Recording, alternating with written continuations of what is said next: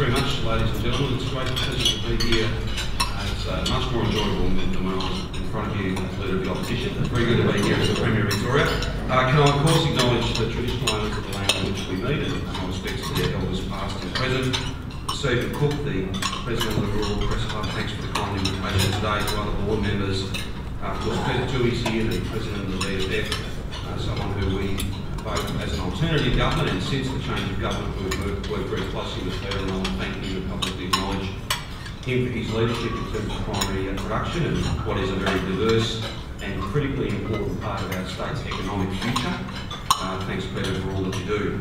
To everybody else here today who plays such a critical role in both reporting what happens in regional Victoria and in many respects being central to it. You're all community leaders, you're all people who make a profound contribution to make sure that our regions remain strong.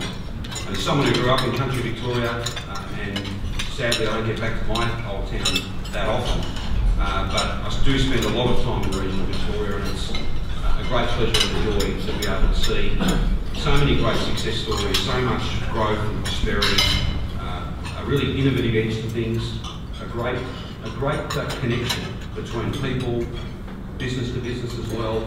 You know, I think our regions are very strong, and that makes us a strong state. I just don't think we as a state can succeed either as a community or as an economy unless our regional smallest of towns, our regional centres and regional Victoria in a broader context is doing well and doing strongly. And that's why last year in the lead up to the election we outlined an importantly affordable policy agenda, but one that came from listening to many people right across regional Victoria, understanding better both the challenges, but also in an optimistic way, the opportunities that we could play a part in, I suppose, securing the regional parts of our state. I don't want to necessarily give you a kind of laundry list of all those promises. You understand the election is not that long ago, and indeed there'll be a budget that will bring all of those commitments to book next Tuesday.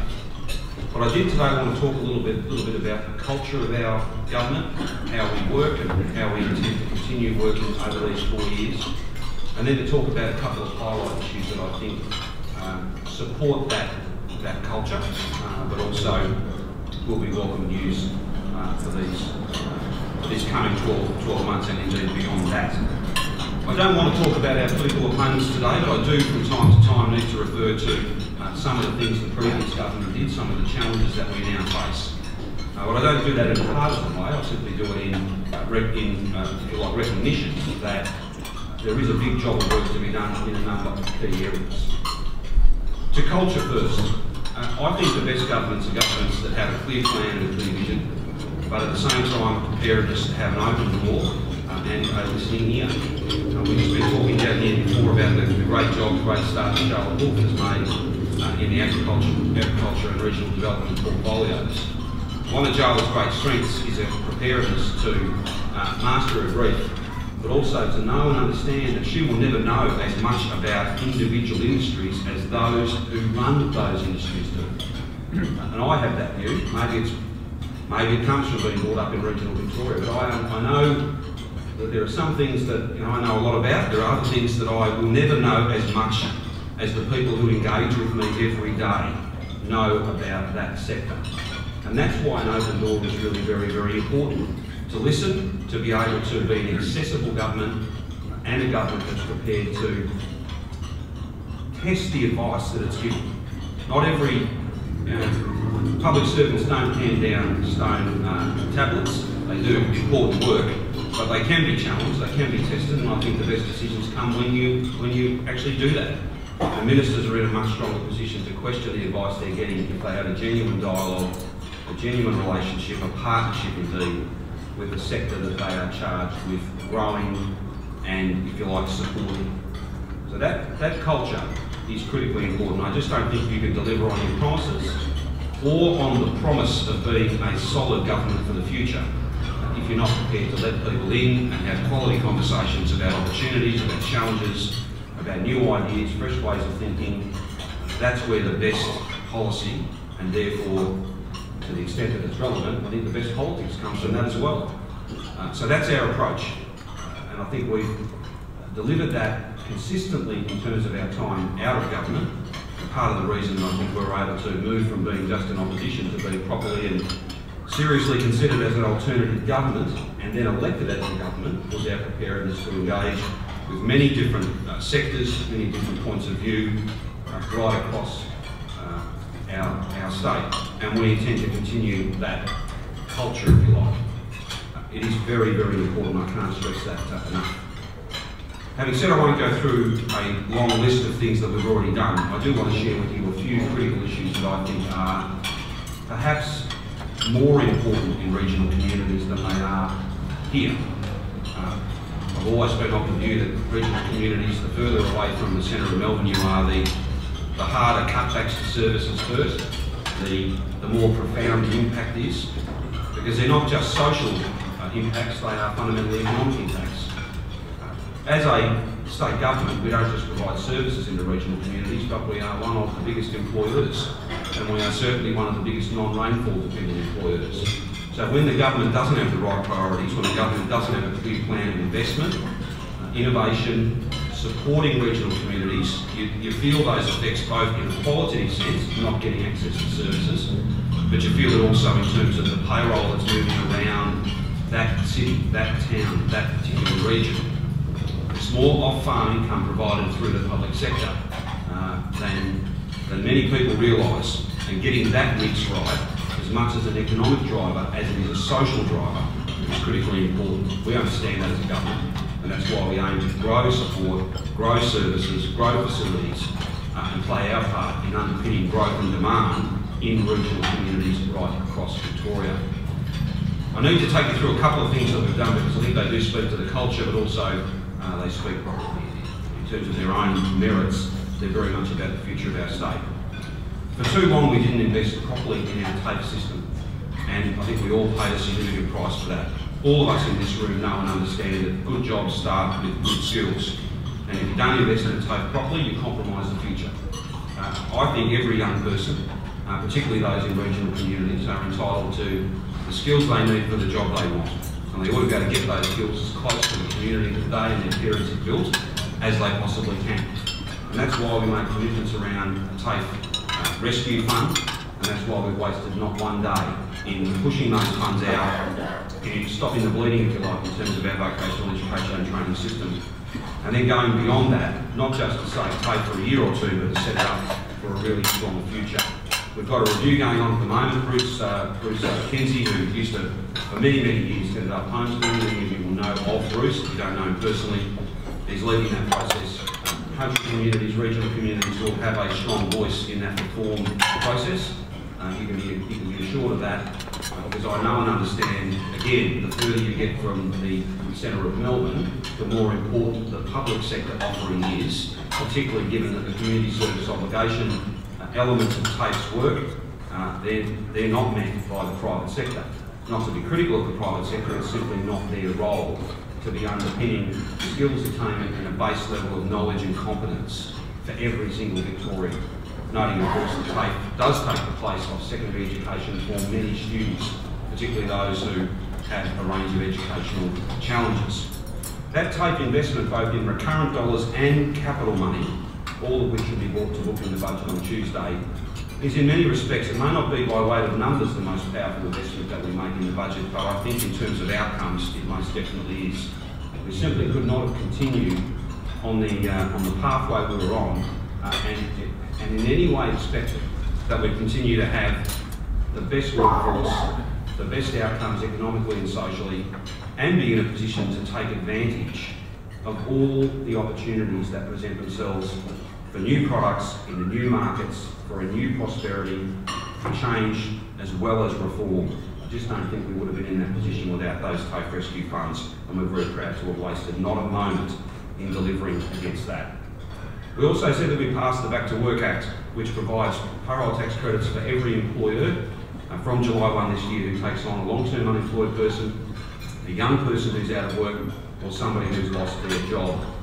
This is about underpinning demand, it's about underpinning growth, it's about sending a really confident and positive message to the business community, no matter where they do business, about the fact that the government wants to work with them to create opportunities for the future. It's about momentum, it's about energy, it's about driving better outcomes. We wasted no time on that either, and those payments will be flowing from July 1 this year. We're very proud to have acted on that. The other elements beyond the payroll tax credits are, of course, the Future Industries Fund, which is about a number of sectors that we have marked out as being ripe for big growth, for really significant growth. And food and fibre is among the leaders in those 6 sectors that we have unashamedly picked as being likely to grow, but to grow much more if in fact you've got strong public sector or government support. Let me give you one example, and that's of course the wine industry, which is I'll talk about food and fibre more broadly, then I want to go to a specific announcement around wine. We did allocate those 6 high growth sectors last year, and we said we'd have detailed plans in each of them, and the Future Industries Fund is $200 million, part of our $1 billion back to work plan. The food and fibre growing and processing sector obviously is critically important to regional Victoria, and in an age where I heard Ahmed Bahur, the CEO of Aussie Post just the other day, give a speech, and he talked about the mining boom is over and now the dining boom is going to start. And I thought that was a good line, and I haven't pinched it, I've said where it came from, but Aussie Post, true. The issue is, with burgeoning middle classes in our region, the notion of food integrity, food security, supply chain integrity has never been more important, and we have a unique offering. A unique offering in quality, as well as the dependability that when we say we'll make the order, we always do. These things are really, really very, very important for us, and that's why food and fibre, given its diversity, the number of different jobs, everything from the laboratory right through to the logistics and kind of warehousing side of things, and everything in between, we think this is a sector that can grow really strongly. And it comes off a very strong base. $11.4 billion worth of exports. Many of you know this, but I'll run through to give you a sense of the diversity. 65% of all of our dairy exports from Victoria, 50% of all of our stone fruit, 41% of lamb. My old man's a beef farmer, I haven't got a beef number, but it's a strong number, I can assure you. It's 158,000 jobs. So think about it in those terms. This is critically important that it not only stabilises but grows and gets bigger and better for the future. We want to be particularly active in this space. It's one of those 6 sectors. The wine industry, as part of that food and fibre offering, is critically important. $1.5 billion in total value. Our 21 distinct wine regions are home to more than 800 wineries. There's 11,000 livelihoods that are dependent upon the wine sector. It is growing, and I think we're getting a lot of the international acclaim that's taken many, many years to grow. It's not so much in the US and kind of European markets, but into Asia, this is a big challenge. We've got to make sure that those burgeoning middle classes in China and other places don't assume that if you've made it in life, if you're on the up, that French wine is what you need to drink. And it is as simple as that. It's a marketing and branding exercise. And we're going to make sure that we deliver for that sector to grow over time. Just this afternoon, the Minister for Agriculture is announcing $1 million to boost cellar-door visits, to grow export markets and to promote wine tourism across those distinct regions. I can announce today as well that as part of our new inbound trade mission, so rather than sending thousands of Victorians overseas, because I don't think that 2,000, 3,000 people necessarily impress the Chinese, ours is not a weight of numbers argument, it's a quality argument. If we bring the best from around the world to our cellar door, to our paddock, to our laboratory, to our university or TAFE college, into our world, they will see the quality of our offering and the quality of our biggest asset, and that's our people. The next inbound trade mission, which will occur in May, will be a wine-focused inbound trade mission, and we'll be taking the best of buyers from those emerging markets into the King Valley, an area that's very close to my heart, the Yarra Valley and down on the Bellarine, and showing them firsthand the very best of produce. That I think is just one example of what's going to be an aggressive inbound trade mission program. There'll still be some outbound as well, but it's a different way of doing things. And if the first of these missions, which we ran just a couple of months ago, around the time of the Grand Prix, we had 240 buyers, 240 delegates from 14 different countries. 50% of the delegation was from China. It was a very significant South Asian or Indian and subcontinent group. It was a fantastic success. The feedback was universally strong, and there's been plenty of business written since that trade mission. I think this is the way to go, and regional Victoria is absolutely central to that. There are a number of other sectors that we nominated as part of that Future Industries Fund. I just want to go to one more in the aggregate, because I think it is critically important for regional Victoria and indeed for the whole of our state. Defence technology can be such a huge opportunity for us as we try and make the transition, and we'll go beyond talking about the transition to actually making an economic transition, employment transition, as we exit the automotive manufacturing phase of our state's history. We do hope that Toyota and General Motors and Ford are here for as long as they've said they'll be. We hope that production can be maintained. But we have to plan to do more than just talk about this transition. We have to actually deliver it. I think there are some very natural synergies. There's some just an absolute logic to transitioning many of those in the automotive supply chain into the defence technology supply chain. And we've argued passionately, whether it's the surface fleet out of the Williamstown shipyard, the work that Thales and others do in the great city of Bendigo, and many other companies getting away the Bushmaster, the Hawkeye vehicle in anticipation of a good, strong local content for the Land 400 vehicle in the next couple of years. We think there's a great opportunity, and it'll be spread, if we secure this properly, it'll be spread across the state. Regional Victoria will share in this as well. We've established a dedicated Defence Procurement Office, Deakin Geelong hosting that. This is about the best big team possible, working with the private sector in regional Victoria. We probably couldn't give you a stronger sense than that we want the benefits of a bigger defence industry to be shared amongst the whole state. This is 6,000 jobs, about $1.5 billion in economic activity a year. It can be so much more, it's so much bigger. And that's why we lobbied so hard in the lead up to COAG, and that's why I was very pleased to secure from the Prime Minister probably the strongest language that he's used around this defence procurement process, where in the COAG communique there was a frank acknowledgement that the highest local content really does make a huge difference strategically, economically. If we want to protect diversity in our economy, skills attainment, and to have all the strategic defence capability reasons as well, there's a very strong case to do this, and I'm hopeful, very hopeful that we'll see more of that work coming to Victoria in these next few years. That's good for every Victorian, but I want to assure you there'll be a big part for regional Victoria to play in that also. Speaking about procurement, I understand the power of our government's purchase. There's no bigger purchaser of goods and services across Victoria than the state government of Victoria. And whilst we are overjoyed with the various free trade agreements that have been signed or are soon to be signed, particularly with access to new markets for new products, both in traditional industries like food and fibre, but also the growth in our services sector, getting access, we hope, for the first time to a services offering into China with very little strings attached, hopefully none. We're buoyed by those free trade agreements, but we also know that within the confines of those agreements there is a place for us to be as parochial and as innovative as possible. Best value is not just the number at the bottom of the tender, it's much more than that. Buying local, supporting regional communities particularly, is a critically important part of our purchasing policy. And I'll have some more to say very soon about rolling stock, particularly V-line rolling stock, and where that will be made, and the jobs that it will underpin, not to mention the improved services right across our V-line network. That will of course take some time, but we've got a very clear plan around the connectivity of regional communities and the best possible transport offering.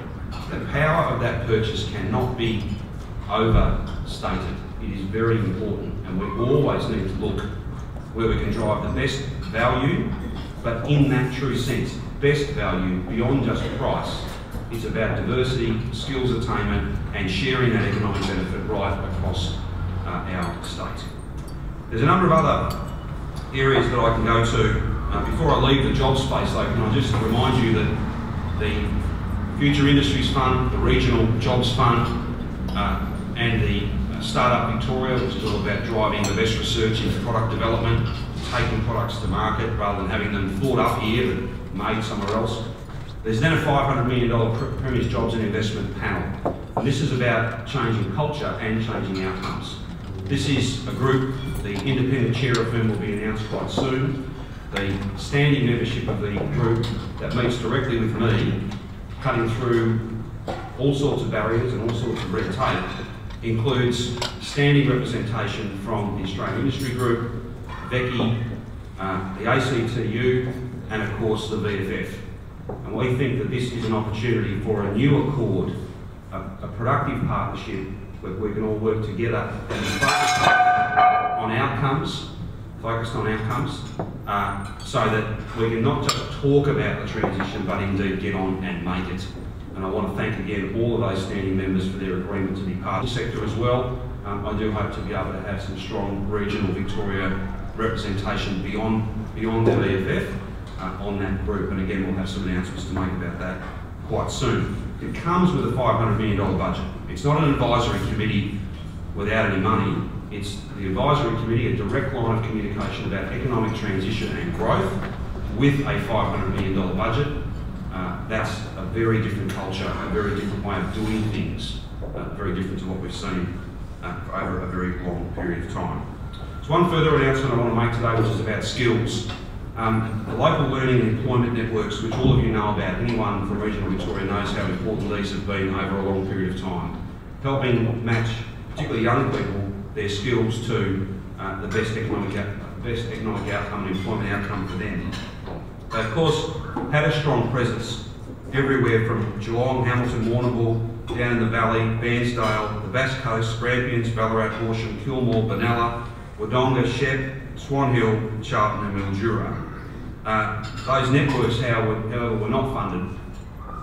That was not the right decision to make, and we promised to reverse it. And today I can announce that there will be more than $30 million, in fact $32 million, to reinstate those local learning and employment networks in next Tuesday's budget, and that will give regional kids and regional Victorians more broadly the kind of advice and support that they need, businesses as well, the support that they need to take advantage of each and every opportunity that presents itself.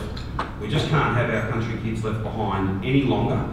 We just can't have a situation where there's a growing skills gap and a growing knowledge attainment gap, and therefore earning capacity and life opportunity gap between kids in the city and kids who live even in big regional communities, let alone much smaller towns.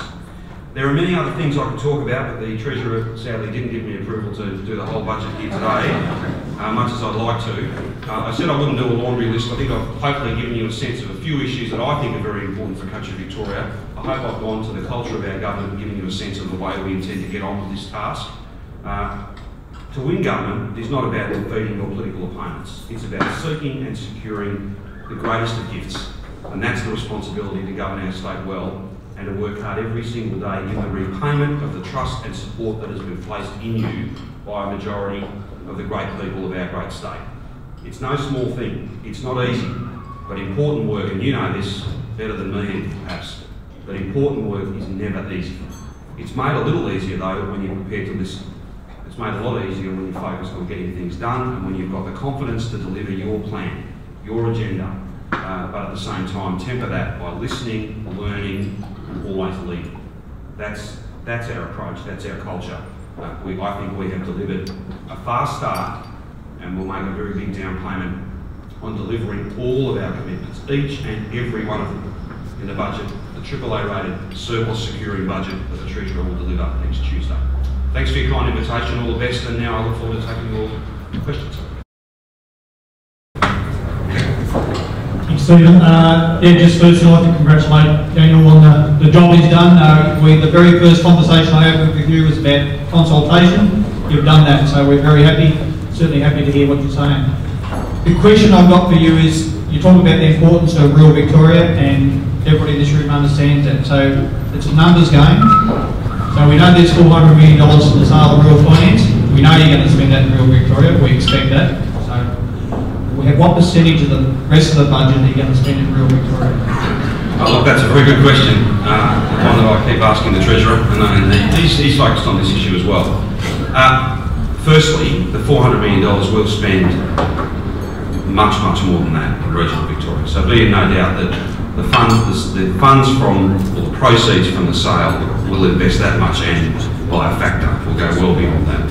think if we were just to spend $400 million in regional Victoria, things would be a little bumpy. We've got a strong agenda in TAFE in schools, in hospitals, a number of road projects that we've signed up to last year. We'll deliver all of those. Rolling stock, there are lots of other projects. I just want to pick one of those, for instance. And this is about hopefully demonstrating that the power of a good project is much better than the politics of it.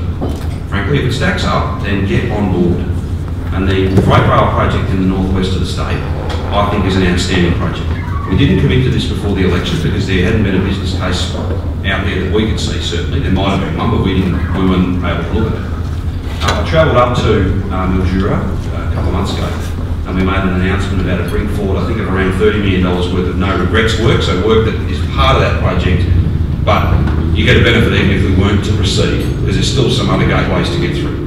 You'll see in the budget on Tuesday, and I'm now testing probably the patience of the Treasurer, but you'll see in the budget next week a further down payment towards delivering the standardisation of that rail corridor. Now, there'll be lots of debates about some of the feeder lines and how much we can do there, but the standardisation of the spine, if you like, is critically important. You think about the amount of produce, if my memory is correct, it's 1.5 billion tonnes, would that be? No, dollars of output. I did have a tonnage figure, but I can't remember that now. But it is critically important. It's a common sense project. It's one that makes sense. And it's not a matter of who was the first politician to talk about it. If it stacks up, deliver it. And that's exactly what we're going to do. By virtue, it's not an $11 billion rail project like the Melbourne Metro is. Some of the country road projects that we'll get away in the Tuesday budget is not as big as the $5.5 billion project I was talking to the media about today, although that does give much better access to the port, and everybody in the southwest of the state, I think, will be a supporter of an alternative to the West Gate Bridge. I think that part of getting on with delivering on those really big infrastructure projects, many of which are undeniably in the centre of our capital city, that probably does skew some of the percentage comparisons. We'll deliver all the commitments we made, and where, with budget capacity, we can go further than that, we will. You have my commitment on that. And as someone, again, I think I've got a perspective and an understanding that in many respects, our investment means more in regional Victoria. And I want to make the most of that. And you'll see over these 4 budgets, not just one, but over these 4 budgets, you'll see a really, really strong investment profile, not just in big regional centres, but in smaller regional communities. Services as well as infrastructure, because I know how important that is. And none of you will tell Tim Palace that I effectively announced the Northwest Rail, will you?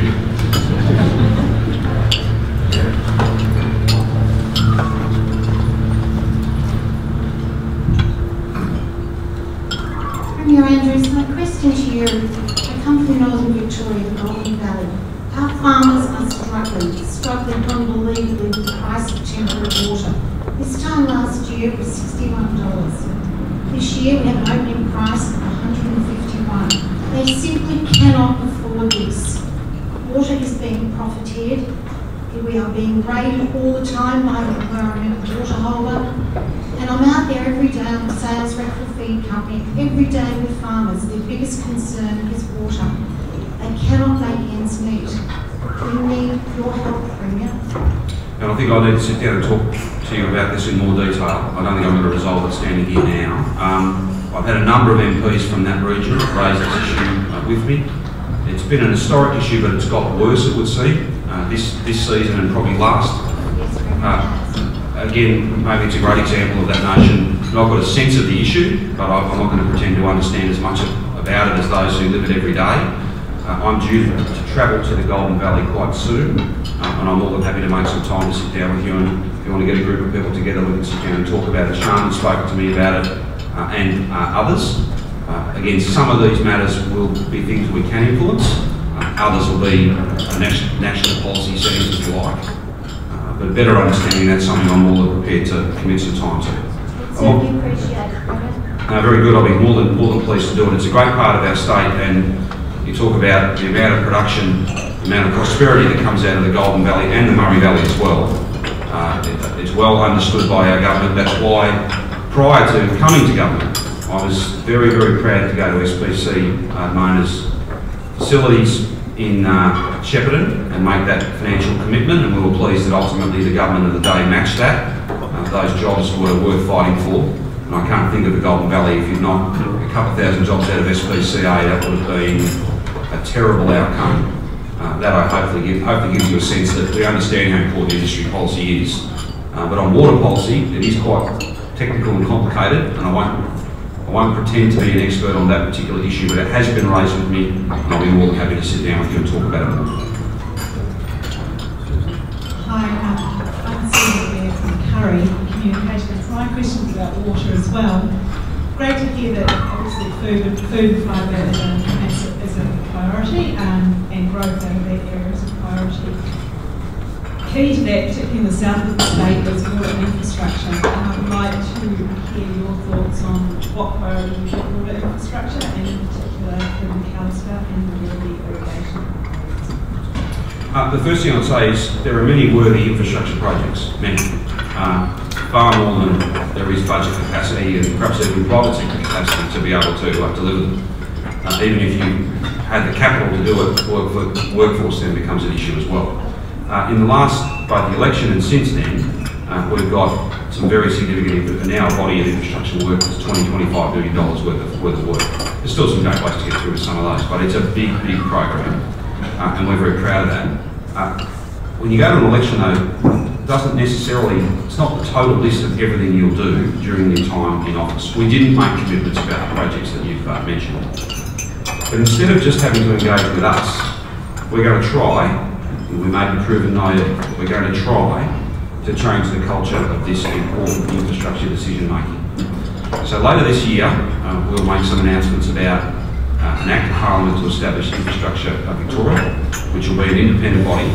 The best of infrastructure in New South Wales, so it doesn't get involved in actually delivering projects as New South Wales has done, and the best of infrastructure Australia, so it'll be a public source of advice, not a private source of advice. It's already got some work to do. For instance, where do we site the next Victorian container port, the next big Port of Melbourne replacement? That's very much a medium-term issue, but I think much better get the politicians away from that and you'll get a much better outcome. Part of setting up that infrastructure to make decisions about the future, at least to establish priorities, politicians have to ultimately say yes or no. Things like the water, or if you like, irrigated agriculture type projects you're talking about, there'll be a place free of politics to send those projects for the rigorous analysis that I think they're entitled to. That ought to give communities certainty. It does take a little bit of time to get that new infrastructure in place, but we're not wasting any time on that. That'll be there by the end of the year, and there'll be an opportunity for you to talk to Lisa Neville about having some of those matters referred to IV for you to look at closely. I think that's probably the best way to answer the question. Thank you, Greg. You made the reference a moment ago about the federal government involvement.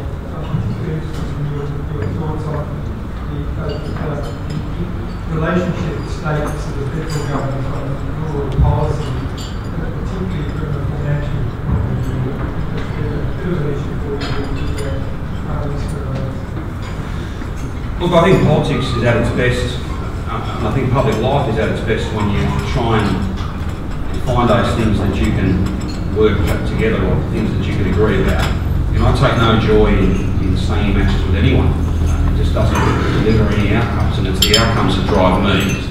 That's what got me into this line of work, and that's what I've now been charged, that precious gift I spoke about earlier. It's about delivering outcomes. My only allegiance is to good outcomes for our state. And I'll work with anyone to be able to do that, whether it's the private sector, a government of a different political colour. I'm not fussed about that.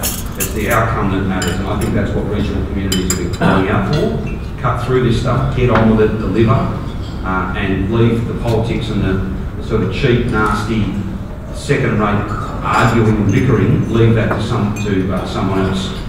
To that end though, you've got to stand up for the things that you know to be right, the things that, if you like, that define you. And we'll never take a backward step. But I've said so many times, and I've meant it every time, I'll work with Tony Abbott. I won't work for him though. That's not what I was elected to do. All of my conversations with the Prime Minister, at least the private ones, have been very, very constructive, and I intend for them to continue that way. And I've gone out of my way to be as constructive as possible. The recent COAG discussions around the taxation white paper and the Australian Federation white paper process, which have kind of merged together. We had a really productive discussion at the First Minister's dinner prior to the meeting, and a really good discussion during the meeting. And there's an acknowledgement that, cutting, for instance, $80 billion out of schools and hospitals, that hurts students and patients, and we can't just move on from that as the base. We have to have a proper discussion. Who does what in the Federation, how we pay for it, how we set up communities to grow and prosper. I think there is an opportunity not just for change in the way we deal with the federal government and vice versa, but an opportunity for reform. And that's hopeful. I may be proven wrong, but it won't be through a lack of trying, and it won't be through a partisan attitude. Because you don't impress anyone in winning the argument if there's no outcomes at the end of it. We're having a leaders' retreat. This was the Prime Minister's idea. I'm not quite sure where that will be. We'll all turn up. No doubt he'll have us on a pretty strict fitness regime. We'll all be up early. We'll all be up early and jogging and stuff, but we'll have to wait and see. That's 2 days up in New South Wales. I'm not quite sure where we're going to do it yet, but we'll all be there. There'll be no staff, there'll be no kind of bureaucrats. It'll be an honest discussion about areas where we can change and reform and deliver better outcomes. And I can guarantee you that our state will do what it's always done best, and that's come up with the reform agenda for the future. We are the ideas capital of our nation. We're the progressive capital of our nation. We're very proud of that, and we'll bring to that leaders' retreat, Camp Davidson style approach. I certainly will, on behalf of all Victorians, not a part of the thing, but on behalf of all Victorians, we'll bring some really good ideas about how we can reform and change health, reform and change education, how we can put all that onto a much more sustainable footing, and be in no doubt at all, regional Victoria will be a big, big part of that.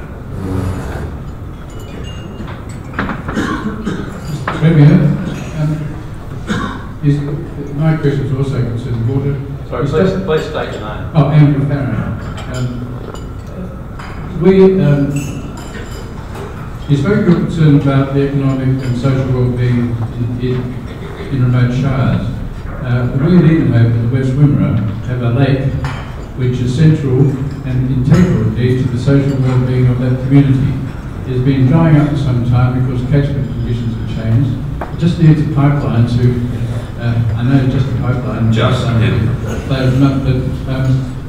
If the health of that lake could be restored, the town's spirit, buoyancy, everything about it would be lifted enormously. There's some concern by the Shire about the cost. With these regional development projects you're talking about, I would hope that some consideration might be given to restoring the health of the Lake Wallace at Edenhope and West Wimmera. Sure, I'm more than happy to give you a commitment on it. I understand that. I believe this matter has been raised by the Shire and by others with Lisa. I'm not quite sure what the status of that work is, but it's well known to us. And I'm more than happy to give you a commitment that we're happy to look at that issue. And if cost is a factor, it always is with these things, we're more than happy to try and work through that. I know that there is very strong support in the local community to get that outcome. I'm more than happy to be better educated on the proposal, and I'll speak to the Minister for Water about that after I leave here today. Sorry, Captain C. Thanks, Mr. Premier, for your time today. Jonathan Davies, Seafood Industry Victoria. You mentioned food security as one of the key things for your government going forward, let alone there was an election commitment to remove net fishing from Portfield Bay. So for the people around the room, that's going to result in about 400 to 600 tonnes of seafood being unavailable, of which 90% of it goes into our markets in the state here. And so I just wonder where seafood fits into your grand scheme of food security, given it's one of our greatest renewable resources that's available to us. Well, I suppose we can have a debate about just how renewable that resource is. We took a very clear plan to the election. Victorians voted for it. In fact, I think you'll find that it was a bipartisan commitment. So no matter who won the election, there was going to be a fundamental change to the way our fisheries work. We think that's the appropriate way to go.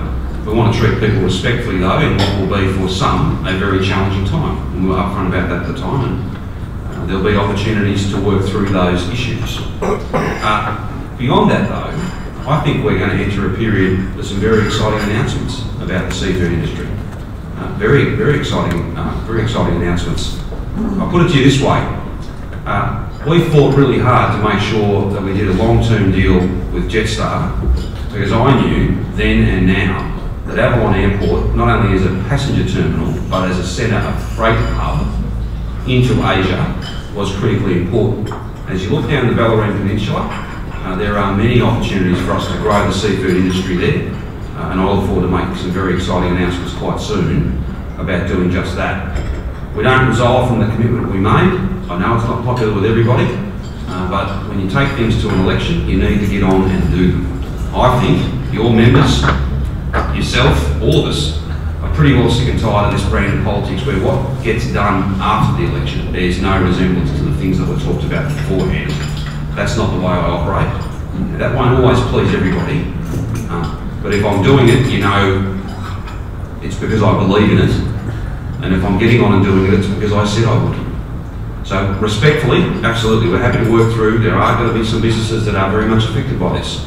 We'll do that respectfully, but I have to again remind you, we took this to the election and now we're going to get on and do it. I've got a question over here and then we'll have time for one more. Thank you. Kat Sullivan from the Weekly Times. Premier, I'm just wondering, I'm getting confused.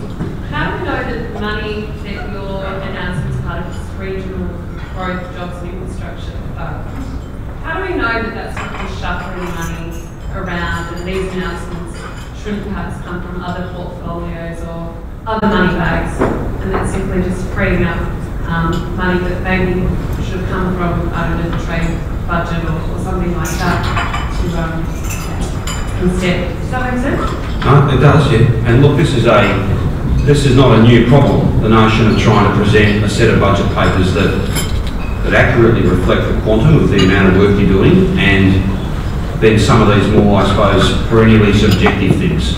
You'll always be able to mount an argument, well, that would have happened anyway. That's not new money. You know, that's not the way I approach things. I'm a bit more positive about our efforts than that, but they're perfectly legitimate questions.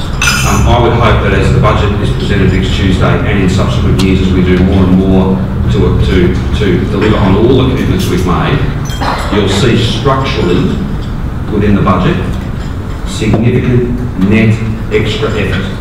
That's not a term I use very often, but that sort of answers your question. Over and above effort.